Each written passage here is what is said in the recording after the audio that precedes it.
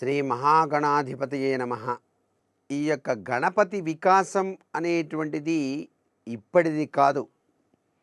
4 యుగాలలో కూడా గణేశుడు ఆవిర్భవిస్తూనే ఉన్నాడు.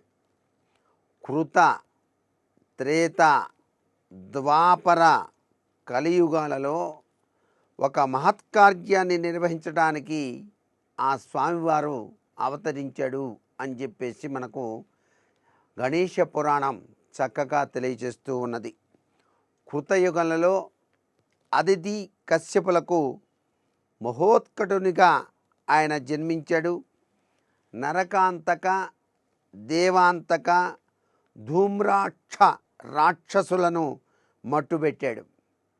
అలాగే త్రేతాయుగంలో పార్వతీపుత్రుడై పుట్టాడు. భీకరమైనటువంటి ఒక నెమలి అందరినీ కూడాను భయభ్రాంతుల్ని చేస్తుంటే దాన్ని అవలీలుగా జయించి దానిని ఆయన వాహనంగా చేసుకున్నాడు. అందుచేత మయూరేశుడు అనేటువంటి సార్థక నామం కూడా గణేశునికి ఉన్నది. అలాగే జటాయు, పేన, సంపాతి మొదలైన పెద్ద పక్షులకు నాగలోక బంధం నుంచి స్వామివారు విముక్తిని కలిగించాడు. సింధు అనేటువంటి రాక్షసుని సంహరించాడు. అది గణపతికి ఆ యుగంలో అవతార కారణంగా జన్మించడం జరిగింది. అప్పుడు ఆయన పేరు గజాననుడు.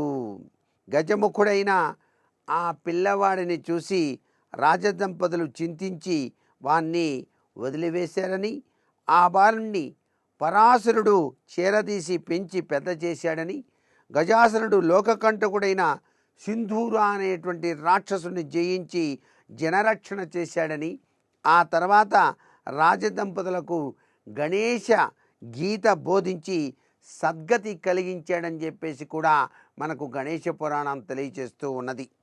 ప్రస్తుత కలియుగంలో దుష్టత్వం విజృంభించింది.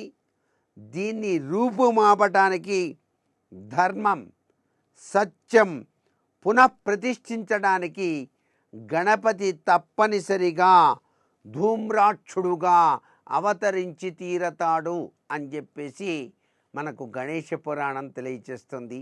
ఇప్పటి నుంచే ఆ ధూమ్రాక్ష స్వరూపాన్ని గనక మనం ఆరాధన చేసినట్లయితే చక్కటి యోగవంతమైన ప్రభావంతో మన జీవిత సరళి సాగటానికి ఆస్కారం ఉంటుంది.